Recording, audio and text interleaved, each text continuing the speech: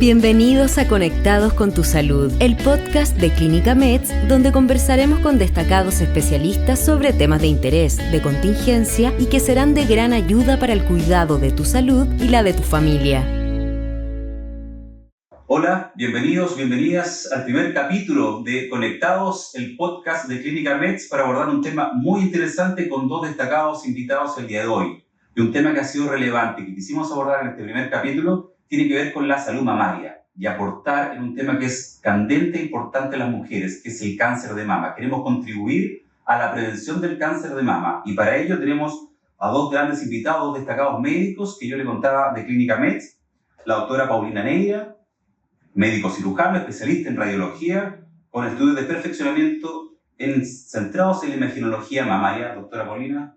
Mucho gusto, ¿vale? Gusto, ¿cómo está? Gracias por compartir con nosotros. Y también nos acompaña el doctor Jaime Letkus, médico cirujano, especialista en ginecología y obstetricia, con subespecialidad en mastología y cirugía oncorreconstructiva. Gusto saludarlo, doctor. Muchas gracias por la invitación. Y ambos, un tema muy importante, son miembros de nuestro nuevo Centro de la Mama, que ya se inauguró en Clínica Meds y que más adelante, durante la conversación, le iremos contando más detalles de este importante Centro de la Mama para todas las mujeres de nuestro país. Paulina, yo hablaba de esto de la salud mamaria.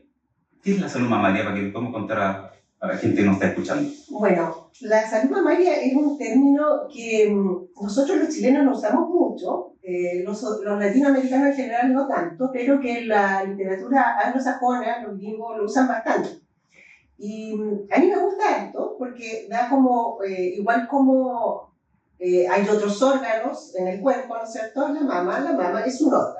Y dentro de este concepto de salud mamaria, uno puede incluir, yo pienso, desde lo más básico, por ejemplo, desde la anatomía de la mama, cómo conocerla, cómo tener conciencia y conocimiento de todos los aspectos de la mama. Desde la anatomía, los cambios fisiológicos que ocurren en las mujeres, en la mama durante su vida, o sea, es fisiológico quiere decir como los cambios normales, las enfermedades que ocurren en la mama, cómo detectarlas, cómo prevenirlas, cómo tratarlas.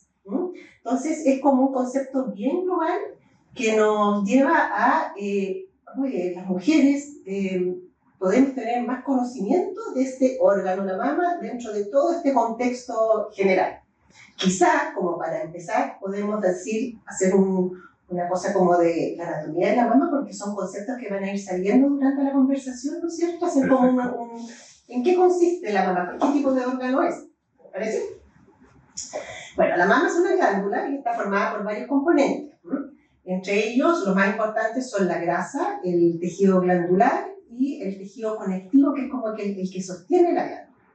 Ahora, esta glándula está formada con muy pequeños alveolos y conductos que se van juntando hasta que forman un lobulillo y que llegan a los conductos, que llegan hasta la areola, que es esta piel más gruesa que hay alrededor del pezón y que desembocan en el pezón y por donde sale la leche cuando se da lactancia. Y dentro de la mama tenemos, como cualquier órgano, vasos sanguíneos, vasos linfáticos que llegan a los ganglios, que después vamos a conversar un poco sobre la parte de la axila, digamos. ¿Y qué más? Jaime, me falta, no tiene músculo, porque de repente muchas me preguntan, ¿y tiene músculo la mama? ¿Por qué se caen las mamas? No es porque el músculo sea, sino que el músculo está detrás de la glándula mamaria, que es el músculo pectoral. Sí, yo agregaría, es importante que dentro de esta estructura que se va desarrollando durante la vida fértil de la mujer, digamos, hasta la posmenopausia, la glándula en sí, que para mí representa como un arbusto que florece la lactancia y que si la mujer nunca se embarazó, queda con puras ramas y sin flores. Y ese fenómeno es súper importante porque denota la maduración final del tejido, que tiene un factor protector, entre comillas, para ciertas enfermedades como el cáncer de mama. Y este arbusto está sujeto al tórax a través de pequeños ligamentos, pequeñas fibras, digamos, que lo sujetan indirectamente al músculo pectoral. Entonces, por eso se quejan mucho las mujeres con mamas grandes, por ejemplo, de dolor clásico por el peso que se transmite a través del músculo pectoral. Entonces, es directamente importante la anatomía para ciertas cosas y ciertos síntomas que son muy frecuentes. Jaime, y hablabas recién, lo tocaste, y que era el tema del cáncer de mama, que es un punto que nos convoca mucho también en esta conversación, y explicar qué es el cáncer de mama, cuáles son los síntomas, porque las tasas son muy altas actualmente en el país, es un número alto de mujeres que mueren normalmente en Chile por cáncer de mama. Siempre, todos los años hay campañas. Sabemos que en octubre está esta campaña que se hace sobre el tema del cáncer de mama y que más adelante vamos a hablar, porque yo creo que quizás muchas veces está mal centrado a lo mejor con el tema de la palpación, y ahí yo creo que ustedes después me vayan contando detalles para que las mujeres también vayan aprendiendo, la gente joven que nos puede estar escuchando. Pero ¿qué es el cáncer de mama y cómo lo podemos detectar y cuáles son los síntomas? Mira, es difícil la pregunta porque ojalá pudiésemos saber la respuesta exacta de eso. Yo creo que hay una serie de factores que pueden generar o producir un cáncer en sí, eso lo voy a explicarte en un breve. Lo importante de la patología mamaria oncológica como el cáncer es que a nivel mundial, fíjense que 1 de cada 4 cánceres que se producen en el mundo, o sea, hombres y mujeres, es de mama. Es altísima, significa que en mortalidad 1 de cada 6, en mortalidad mundial 1 de cada 6 es por cáncer de mama. Entonces estamos hablando de que es una enfermedad que mata a mucha gente, ¿sí? Que aún existen cifras de prevalencia o de número de pacientes con cáncer muy alto, a pesar de que se está diagnosticando mucho más, porque existen muchos pacientes, estamos con un déficit todavía de pesquisa. Entonces los pacientes siguen aumentando a pesar de que se pesquisa más. La mortalidad es alta y es la primera causa de muerte por cáncer en mujeres a nivel mundial y en Chile también. ¿Ya? Y el por qué, en general, la gran mayoría de los cánceres se producen porque estas células de ese arbusto que yo les comenté tienen capacidad de irse replicando y muriendo y vienen haciendo otras células en el desarrollo de la vida. Y en la medida que se produce ese desarrollo, las células están propensas a desarrollar alteraciones en su propio autocontrol de crecimiento, que se centra en el DNA, en el núcleo de la célula. Entonces, estas pequeñas fallas ya celulares hacen que la célula no sepa cuándo morir. Y empiezan a crecer sin control y empiezan a producir lo que se llama un cáncer, en general. Entonces, de ahí que, sobre todo a nivel de los conductos, de las ramas de este arbusto, es donde se producen las alteraciones que más frecuentemente desarrollan un cáncer. Pero también se puede producir cáncer en otras estructuras que conforman la mama, como decía Paulina, que no son tan frecuentes, que pueden ser de los vasos sanguíneos, del tejido graso. ¿Ya? Hay otro tipo de tumores también que se producen en la mama, pero los más frecuentes son los que se producen en los conductos visualmente. Hay un porcentaje, no tanto, en estas flores, en estos lobulillos que se van desarrollando en la mama durante la vida de la mujer. Síntomas, la sintomatología, yo recién hablaba un poco de la palpación. Todo bulto en la mama que a veces se puede detectar puede dar a pensar que es un cáncer, es otra afección. Ahí hay que diferenciar en la edad donde aparece un bulto mamario, ¿ya? Obviamente que las mujeres jóvenes de menos de 30 años la probabilidad de un cáncer de mama es tan baja que cualquier bulto uno va a pensar siempre en una patología benigna, que pueden haber muchas. Siempre después de los 30 años uno tiene que ser un poquito más pensado, pero no solamente pensar en el síntoma, en el signo que apareció como el bulto, sino que en la historia de esa mujer. Por eso es importante tener un centro donde la investiguen, donde conversen con ella y vean si tiene antecedentes familiares, ¿ya? Si tuvo alguna tía materna o la misma mamá que tuvo cáncer de mama, o ella misma puede haber tenido radioterapia cuando niña por un linfoma, por ejemplo, que es un factor predisponente ya que no es hereditario, pero que sí la hace ser más propensa a tener un cáncer de mama. Entonces hay que no solamente ver el bulto, que puede ser o no maligno, sino que ver en qué contexto está ese bulto, la edad de la persona, a qué estuvo expuesta, a su antecedente familiar, a su antecedente hereditario. Entonces, por eso es necesario un centro de la mama para poder afinar el diagnóstico y la sospecha diagnóstica y tener todos los elementos para hacer el diagnóstico. Perfecto. En el mismo lugar. Y entre eso era para saber cuáles son las pruebas de detección que son importantes, porque yo hablaba con Paulina antes y ya está con nosotros en Clínica Meds, de esto de centrarse mucho en la palpación, pero es importante los exámenes, las evaluaciones que se puedan hacer y de qué edad, porque hablamos de se da en menor grado de los 30 años, y sabemos que sobre los 50 es un tema más común hacerse cierto tipo de exámenes. ¿Cuáles son esos exámenes y en qué consiste cada uno? A ver, el examen principal con el cual estudiamos la mama es la mamografía. La mamografía es un estudio que consiste en radiaciones ionizantes, pero con unas dosis muy bajitas, en la cual tomamos 2 fotos de cada mama, una clarocaudal y una oblicua. ¿Y para qué nos sirve? nos sirve para ver si hay algún síntoma, como decía por ejemplo Jaime, dolor, ¿no es cierto?, localizado o repetitivo, el nódulo palpable, descarga por el pezón, un pezón erosionado, varios síntomas que uno los estudia y dice, esto es anormal, hagamos una mamografía para saber qué es lo que tiene. Por otro lado, también es un examen que se usa para mujeres sanas, o sea, una mujer que no tiene ningún síntoma, pero queremos hacer un screening. ¿Qué es lo que es el screening? Screening es el término gringo para decir tamizaje, es decir, encontrar una enfermedad en una mujer que no se ha manifestado la enfermedad antes de que se detecte con síntomas, antes de que dé el nódulo palpable. Entonces ahí hacemos esta mamografía que es como un chequeo en el fondo. ¿Ese es habitual sobre los 50 años, que es lo recomendable, no? Mira, esa es una buena pregunta, porque en verdad las guías médicas no todas dicen lo mismo. Uno empieza a ver y de repente encuentra opiniones, por un lado de los saludistas, otro de los clínicos, de los radiólogos. Bueno, finalmente yo creo que uno debería ir a las guías médicas. Las guías médicas son guías, como tal cual, que han hecho médicos especialistas en distintas áreas y llegan a un acuerdo. Pero dentro de las guías médicas uno también encuentra diferencias. Yo te diría que en general los médicos chilenos usamos más las guías americanas o mayoritariamente, y dentro de ellas tú encuentras diferentes edades de comienzo. Muchas dicen desde los 40 años, no desde los 50, desde los 40 años, y el intervalo también varía, y cada un año la mamografía. Estoy hablando de la de chequeo, no la que tiene síntomas, ¿ya? Y otras guías también de Estados Unidos uno encuentra desde los 50, como tú dijiste, y cada 2 años, el intervalo más amplio. ¿Hasta cuándo? También varía. Por ejemplo, en la guía que dicen desde los 40, en general dicen hasta mientras la mujer esté sana, o sea, a los 80 años la señora está sana, vale la pena todavía encontrarle un tumor en estado pequeño. Siga haciéndosela, si ella está bien de salud. Por otro lado, otras dicen pare a los 75 años y deje de hacerla. Entonces, yo como radióloga y como médico dedicada a la parte de mama, yo diría que lo que uno hace habitualmente es situarse en el contexto de riesgo de la paciente, ¿no? Por ejemplo, si yo tengo una mujer que tiene 40 años y tiene una mama densa, yo le diría a ella, siga haciéndosela una vez al año, porque la mama densa es una mama que nos hace ver con más dificultad los cánceres y además tiene un riesgo mayor que la mujer que no tiene la mama densa. Sí, después podemos hablar un poco más de eso. Pero en cambio, una mujer que no tiene ningún antecedente de riesgo familiar y que tiene una mama adiposa, quizás podría esperarse, hacerla cada 2 años o incluso empezar a los 45 años.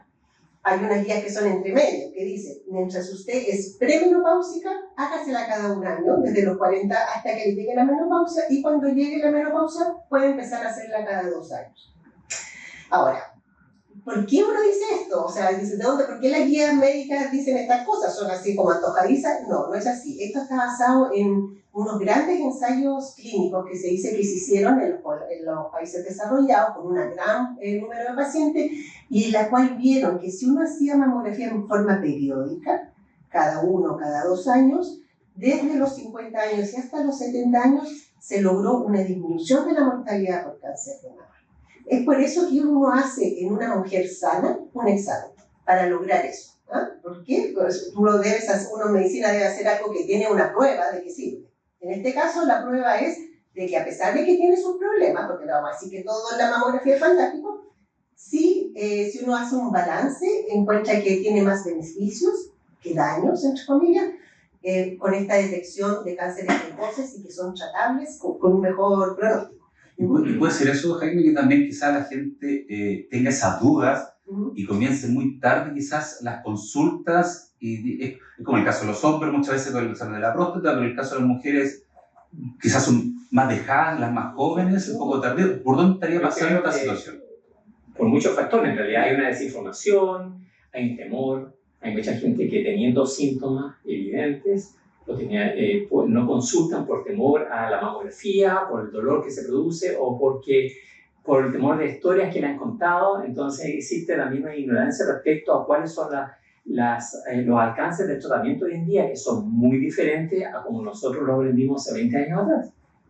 O sea, hay muchas mujeres que llegan aún hoy en día tardíamente en Santiago a realizarse un chequeo primario teniendo un tumor evidente en la mama y solamente por miedos que todavía existen, por cosas culturales.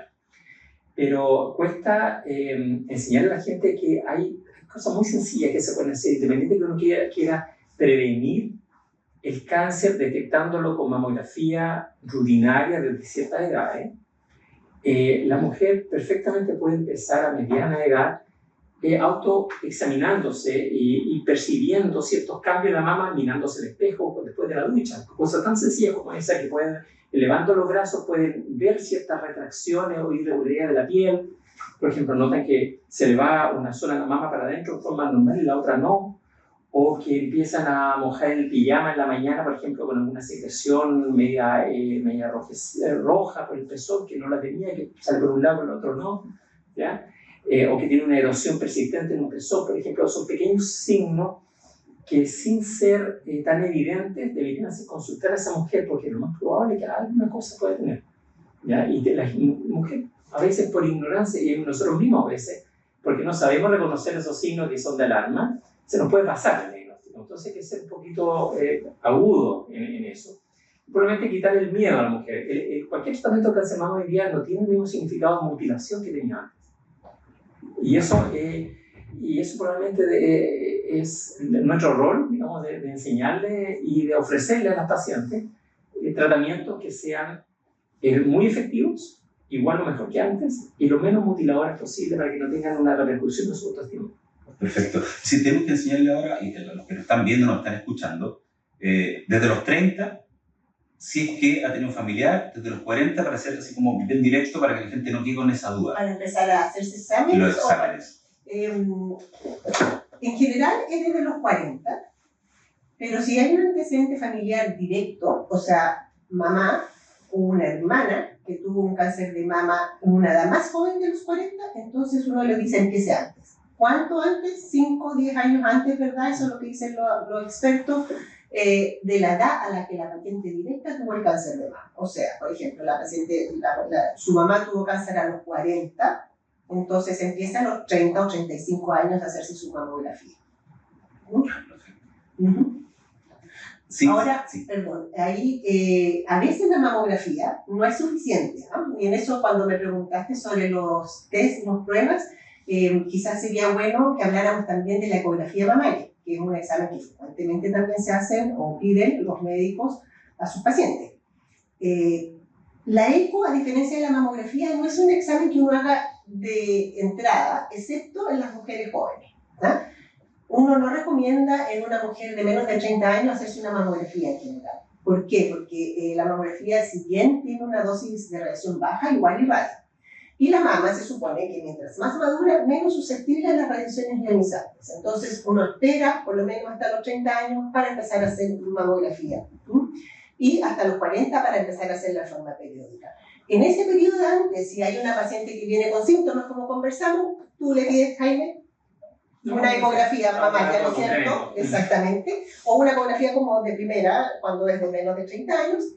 Y también, muchas veces, la mamografía nos da alguna alteración, por ejemplo, un nódulo, o esto que tenga la mama densa, y yo lo veo también en la mamografía, y uno le sugiere también hacerse una ecografía mamaria, que es otro de los exámenes que habitualmente más se hacen en mama.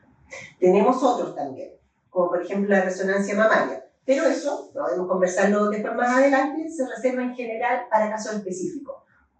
Porque cuando, no sé, todos hemos escuchado hablar de estas mujeres que tienen un riesgo muy alto de cáncer, que tienen una mutación, ¿no es cierto?, genética heredada, lo que tú comentaste antes. En esas pacientes que tienen un riesgo muy alto de desarrollar un cáncer de mama durante su vida, uno a veces hace mamografía y agrega además la resonancia mamaria. También usamos resonancia mamaria cuando ya hay un diagnóstico hecho, en que queremos evaluar mejor la extensión de la enfermedad. Eso en resumen como de las imágenes de mama. ¿Cuáles son las etapas que tiene el cáncer de mama, Jaime? Las etapas en general se clasifican de acuerdo al tamaño del tumor, ¿ya?, en el momento de la pesquisa, y al compromiso, ¿no?, de ciertos órganos, ya sea ganglio, ya sea órganos de distancia.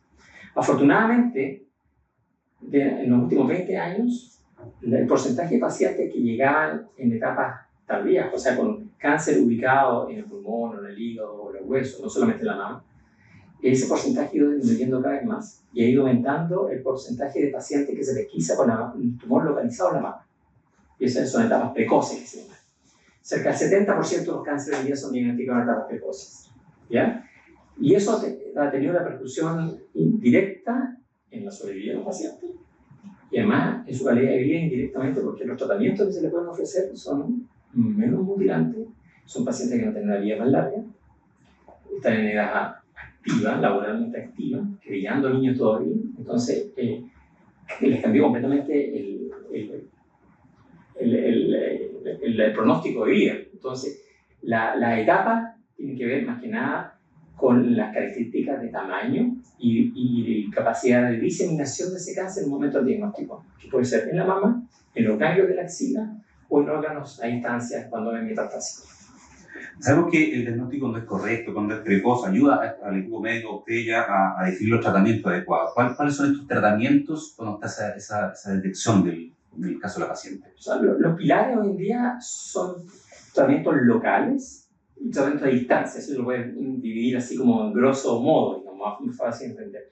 Y los tratamientos locales de la mama van a consistir en tratamiento quirúrgico, resección parcial de la mama, o resección de toda la glándula mamaria como la mastectomía, y de eso hay muchos tipos de mastectomía, que pueden o no, la mayoría de las veces, tener estudio de los ganglios de la axila con diferentes métodos, ya sea sacando un poco ganglio para testearlo o todos los ganglios cuando están comprometidos. Y paralelamente, ya los tratamientos sistémicos que van además está el tratamiento de radiación que sirve para consolidar el tratamiento quirúrgico inicial.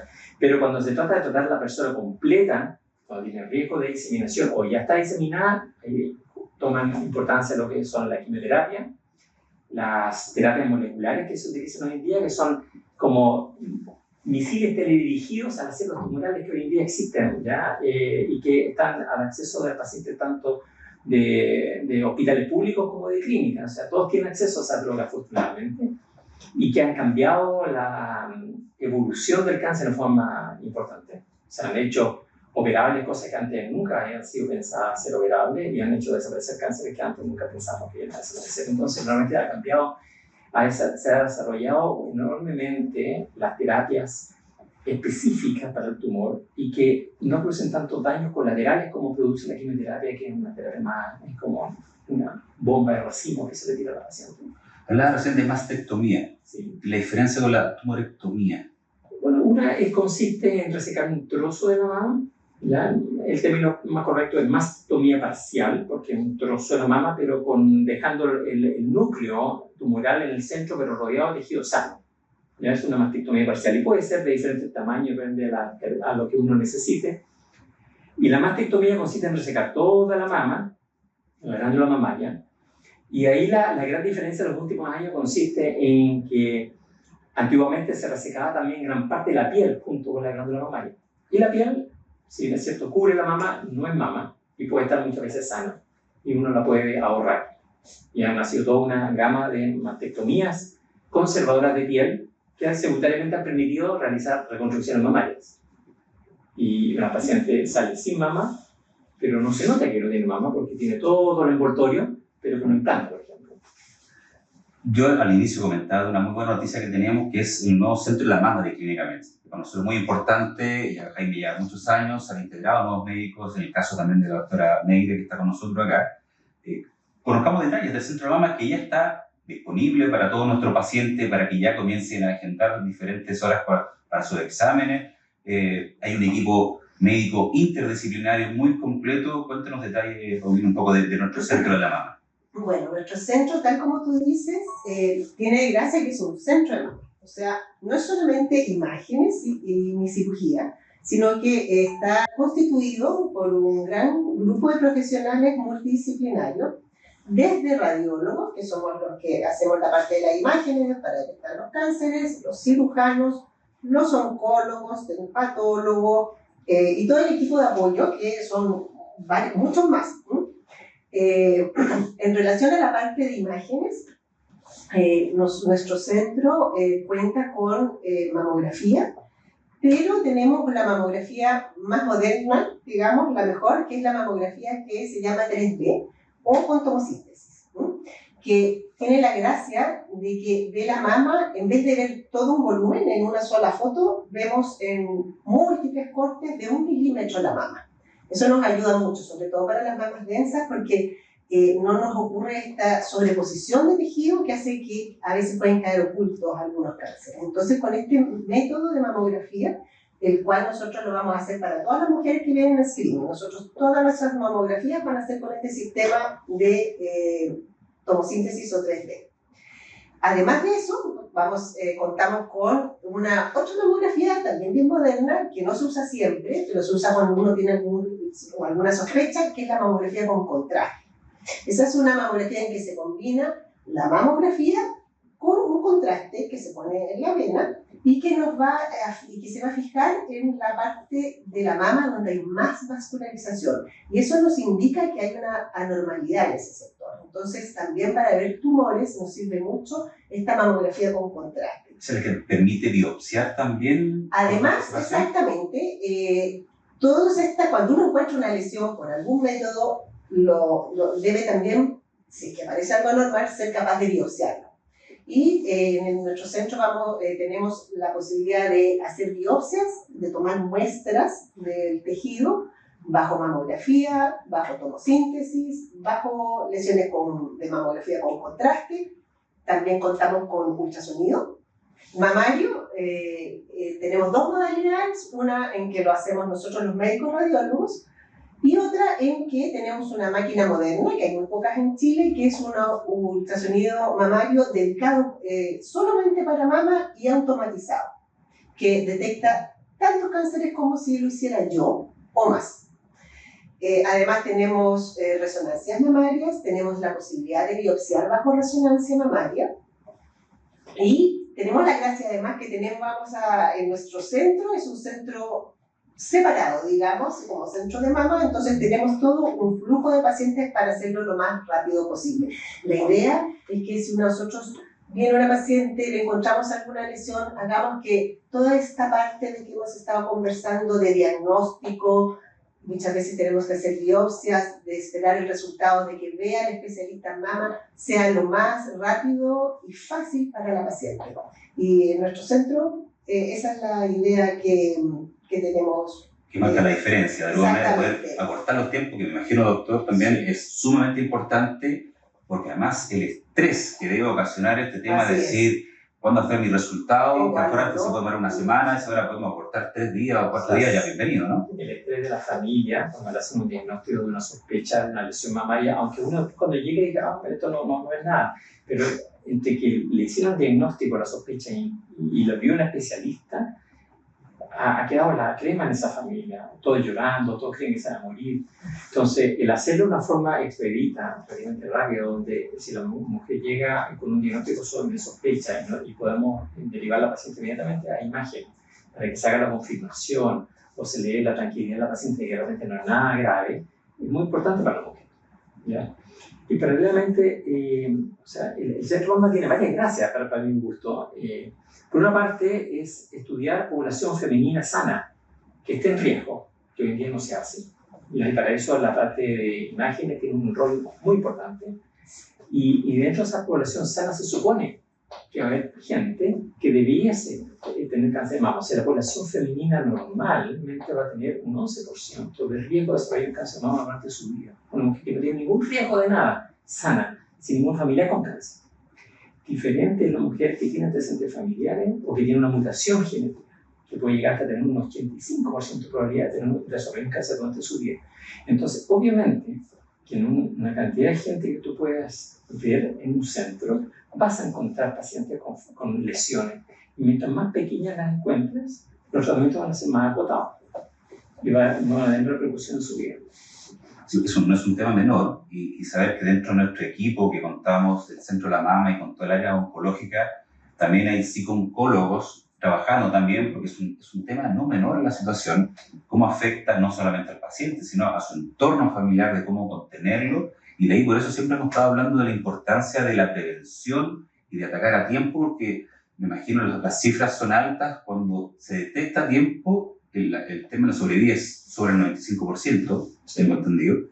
Y de ahí esta campaña, de una manera que nosotros queremos ayudar desde nuestro sector, desde nuestra labor, de la parte médica, la parte de comunicaciones, es motivar a la gente, a las mujeres, a que se hagan estos exámenes, a visitar al médico permanentemente, todos los años, y si le dice cada 2 años el examen, hacerlo cada 2 años, es todo un año, hacerlo todo un año. Yo creo que es un tema importante.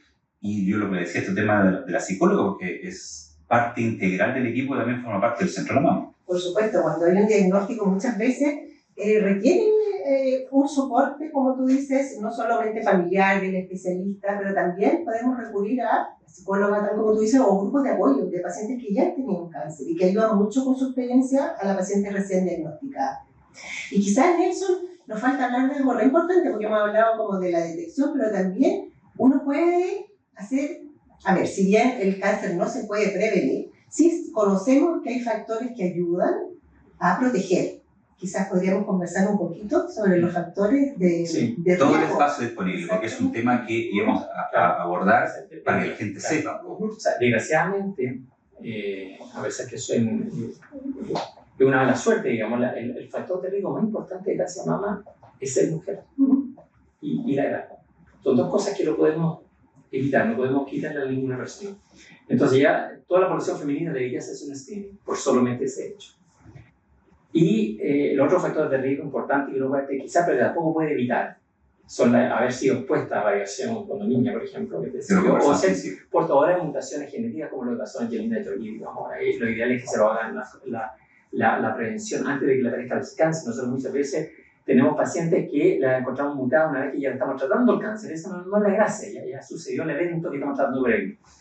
Pero hay factores de riesgo que desgraciadamente son menores, que tienen una importancia bastante pequeña dentro del riesgo en sí de producir cáncer de mama, que podrían ser modificables. Por ejemplo, la obesidad, el ejercicio, el consumo de alcohol. ¿Ya? La falta de ejercicio. La falta de ejercicio, exacto. O sea, el ejercicio sí está demostrado que al disminuir el peso, disminuye el tejido graso y eso indirectamente disminuye la carga de estrógeno de la mujer. O sea, la disminución de la exposición de la mujer a estrógeno durante su vida en una mujer que ya tiene una predisposición propia a cáncer, va a ayudarle a producir menos cáncer que si fuese lo contrario. Porque la mujer ya viene con un mecanismo que probablemente va a tener mayor tendencia a desarrollar un cáncer. Por diferentes motivos, lo que te explicaba yo de o la mala división celular propia de la mujer, que no tiene por qué ser heredada, se produjo durante la vida de la mujer. Pero si tú le agregas a eso algunos aliños como la obesidad, como el uso indiscriminado de hormonas sin control adecuado, la falta de que sea un digesto, o sea, no tener niños, haber empezado con la menarquia, su primera regla muy joven, de tener una menopausia a los 55 o 60 años, esa exposición larga a hormonas sin interrupción, durante el embarazo y la lactancia hay un periodo donde el ambiente mamario está expuesto a otro nivel de hormonal completamente diferente que lo protege. Entonces, eso ayuda un poquitito a disminuir el riesgo de cáncer de mama. Son los únicos factores que nosotros podemos influir, digamos, y yo creo que las campañas de prevención y de concienciación de lo que es ejercicio, por ejemplo, que puede ser METS, que tiene mucha relación con el ejercicio, con la actividad física, con el apoyo en ese sentido, muy importante. Y la nutrición, que también en METS se da mucha importancia y que es importante tanto como para el cáncer de mama como para otros cánceres y otras enfermedades también. La nutrición se ha visto que bueno, obviamente lo que siempre sabemos, que menos grasas saturadas y tratar de comer más vegetales y frutas como estilo de esta dieta mediterránea, también es un factor protector para los cánceres. Cuando hablamos del centro de la mama de Clínica Metz, hablamos de los radiólogos, los mastólogos, enfermeros y también de este rol del consejero genético, que yo creo que quizás no todo el mundo conoce y que sería súper importante saber en qué consiste. Bueno, el consejero genético es un profesional que muchas veces es una enfermera formada en esta consejería. ¿Qué es lo que hace ella?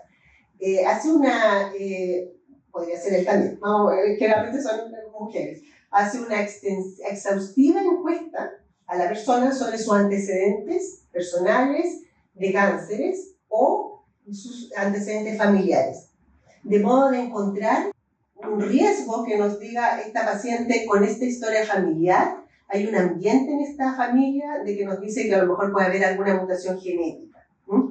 Las mutaciones genéticas que se conocen y las que con mayor frecuencia se presentan son como la que nombró Jaime de la aquí famosa Mendeleev, que es la mutación BRCA1 o BRCA2, BRCA2, pero también hay otras varias. Entonces, ¿qué es lo que hace esta consejera? Ella hace esta encuesta y dice, esta paciente le voy a aplicar unos modelos computacionales que hay, unos programas con todos sus antecedentes, y este programa computacional me va a decir cuál es el riesgo de esta mujer de hacer un cáncer durante su vida. Si sale que es alto, lo que se le sugiere, y dependiendo de la historia familiar de los tipos de cánceres, se hace un panel genético para buscar mutaciones genéticas, y si se llegan a encontrar, entonces esta mujer ya sabemos que tiene un riesgo mucho mayor y va por un camino distinto, que es lo que mencionaba Jaime antes. No se va a hacer, nosotros no le vamos a sugerir como otra mujer de riesgo normal, digamos, que se haga la mamografía una vez al año desde los 40, sino que le hacemos, por ejemplo, una mamografía y le agregamos una resonancia mamaria, que es un examen que tiene una sensibilidad mucho mayor, o si tiene una de estas mutaciones, como por ejemplo BRCA1, a veces ellas optan por hacerse una mastectomía profiláctica, ¿no es cierto, claro. Jaime? Todo eso nace desde el estudio de la consejera genética. Perfecto, o sea, tiene un rol súper importante, y también es bueno que la gente lo sepa, lo conozca, de este equipo interdisciplinar que ya le contaba dentro del Centro de la Mama, que ya está funcionando en Clínica Metz La Dehesa, en la Torre 2, piso 1, así que aprovechamos de pasar la información. Y ya para ir finalizando, siempre llegan preguntas por las redes sociales y existen estos ciertos mitos sobre el tema del cáncer de mama, y uno tiene que ver si mamá tuvo cáncer de mama, ¿es factible que yo también lo tenga? Pregunta alguna mujer. ¿Es factible? Es probable. O sea, existe un mayor riesgo. Un familiar directo de primer grado le otorga un riesgo de sobre 2% de riesgo relativo, digamos, con respecto al riesgo de población normal de tener un cáncer de mama, pero no significa que va a tener un cáncer de mama, significa que hay que vigilarla con mayor acuciosidad solamente. Perfecto. ¿Nunca he tenido hijos? ¿Tengo más riesgo de tener cáncer de mama, Paulina? Bueno, uno de los factores de riesgo, yo creo que lo mencionamos, no sé si es no tener hijos, porque efectivamente, como explicaba Jaime, mientras tú tengas más exposición a la parte de los periodos hormonales, tú tienes más riesgo. Menarquia precoz, menopausia tardía, el no tener hijos no te deja con este periodo de anovulación que uno tiene cuando está embarazada y dando lactancia. Entonces sí, tiene un riesgo un poco mayor. Si tomo anticonceptivos, ¿aumenta la probabilidad de tener cáncer de mama en el futuro? Esa es una súper buena pregunta y la hacen siempre. Nosotros que somos ginecólogos nos preguntan mucho eso. En realidad, afortunadamente no, si la paciente está absolutamente bien estudiada y no tiene factores de riesgo. El aumento de riesgo es muy mínimo, estadísticamente, ¿ya? Pero si fuera realmente alto, no se podría usar anticonceptivo a ninguna persona. O sea, si tuviese demostrado eso. Y eso, por todos los estudios que se han realizado, no ha sido así. No se ha demostrado que el anticonceptivo esté ligado directamente a un cáncer de mama. El problema es que muchas pacientes que toman anticonceptivos se les da sin un control adecuado o sin una encuesta adecuada, ¿ya? Y muchas nos hacen examen clínico de descarte de lesiones de riesgo. Uno debiese hacer eso antes de darle lo mismo que una paciente de la menopausia. No debería darle hormona a la menopausia sin que haya tenido una muy buena mamografía, un examen clínico mamario adecuado. Porque muchas veces lo que está haciendo es gatillando o empeorando un pequeño cáncer que ya estaba naciendo y que tú le estás dando alimento con las hormonas que le están dando. No es que la hormona te lo produjo, pero sí incentivó el crecimiento de esa neoplasia. Lo hablamos también al comienzo, y otra era si me hago la mamografía y esta sale bien. No puedo tranquilizar las manos porque no significa que no vaya a tener cáncer de mama en el futuro. Sí, esa es una buena pregunta.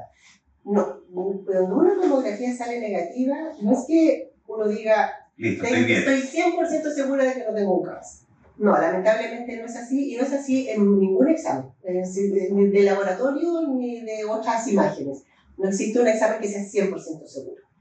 La mamografía tiene un cierto rendimiento que alcanza aproximadamente un 80%, 80-90% dependiendo del patrón mamario. Puede ser incluso más bajo en las mamas densas.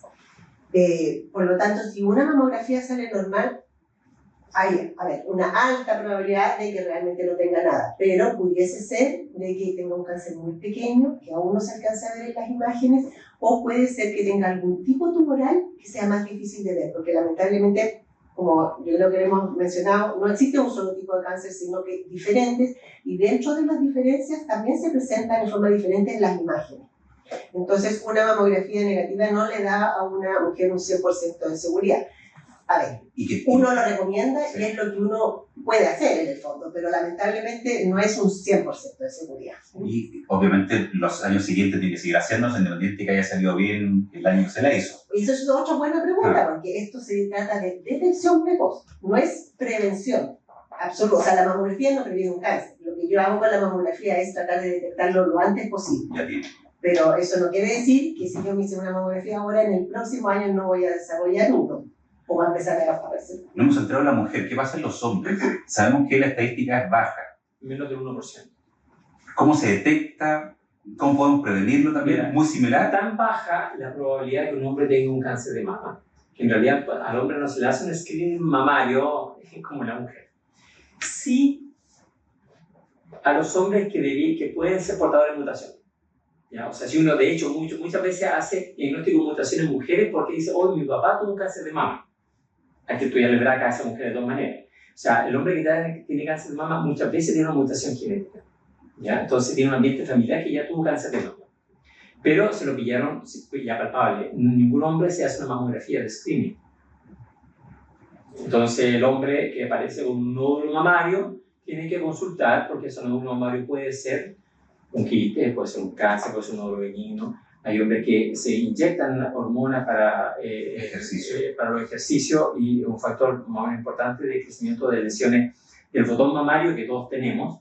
De ese crecimiento anormal de ese botón mamario se produce un quiste complejo, bastante feo a veces, y pueden generar un cáncer de mama. Eventualmente sí tiene una predisposición, pero no se le hace un estudio de prevención, sino que la consulta puede ir en el síntoma palpable. Y esta pregunta, para ya finalizar, se la quiero hacer a ambos. De alguna manera, ¿cuáles han sido los grandes hitos que tiene el tema del cáncer de mama y dónde están los retos que se vienen ahora al futuro? Sabemos que la ciencia y toda la tecnología avanza cada vez mucho más rápido y afortunadamente obviamente ha permitido la detección más precoz con equipos más potentes como los que ya tenemos también en Clínica Meds. ¿Qué se viene en el futuro? Bueno, yo creo que en la parte de imágenes lo hemos conversado, la tecnología portal, como tú dices, ha ido avanzando harto y nos da la posibilidad de detectar los cánceres mucho mejor que antes. Uno de ellos es la que yo mencioné, que es la mamografía con tomosíntesis, que detecta un 30% más que la mamografía antigua, digamos, 2D. Otras, yo creo que quizás ahí la terapia, por supuesto, Jaime lo puede decir mejor que yo, pero las terapias han mejorado mucho, estas terapias dirigidas a algunos tipos tumorales. Y yo creo que también la medicina esta que se llama personalizada o de precisión es un gran hito, digamos, y que nos va a traer muchos cambios. También la inteligencia artificial, por ejemplo, en imágenes, es otro cambio que se viene y que nos va a ayudar también a hacer mejor detección de tumores. Yo voy a hablar de la otra parte, cegadamente la parte quirúrgica. Cuando yo tuve mi primer acercamiento a la patología mamaria, la mama se trataba o se sacaba entera o se sacaba un trocito y no había ninguna otra posibilidad. Ese era el tratamiento de la mama. Hoy en día se produjo un cambio enorme en relación a la forma de afrontar la cirugía de la mama. De manera que, gracias a las terapias generales, se logran cirugías conservadoras en pacientes que antes no se lograba. Eso, entonces la mujer siempre con su mama, aunque sea más chiquitita, aunque sea de otra forma, se siente mejor, tiene una sensación, una percepción de su autoimagen mucho más positiva que si uno le pusiera una mama reconstruida. Pero incluso así, si una mujer hoy en día se le da posibilidad de reconstrucción que antes no se le daba. Y con conservación de estructuras que antes no se podían conservar, como son la piel, incluso la piel que son. ¿Ya? Y con muchos apoyos de técnicas que son más detalladas y que mejoran aún más la apariencia normal de una mama reconstruida. Entonces yo creo que la percepción de la enfermedad y la repercusión en la autoestima de la mujer ha sido, para mi gusto, en la parte quirúrgica, el gran cambio que ha habido en los últimos 10-15 años. Perfecto. Paulina, Jaime, les agradezco enormemente el haber estado con nosotros en este primer capítulo de Conectados, el podcast de Clínica Meds. Dejamos invitados también a nuestros amigos a que sigan las redes sociales de Clínica Meds, que les vamos a estar contando sobre los próximos capítulos. Pero agradecido de ver su trabajo. Sabemos entonces que tenemos el centro de la mama de Clínica Meds. Estamos con el doctor para agendar las horas con los exámenes preventivos. Ya pueden agendar también para hacer los exámenes radiológicos de imagenología. Las invitamos a todas a que vengan a conocernos. Y con toda la información en med.cl. Así que les agradecemos haber compartido con nosotros, a nuestros profesionales de Clínica Meds. Y como les reitero, los dejamos invitados al próximo capítulo de Conectados, el podcast de Clínica Meds. Clínica Meds presentó Conectados con tu Salud, el podcast de Clínica Meds, donde conversaremos sobre temas que serán de gran ayuda para el cuidado de tu salud y la de tu familia.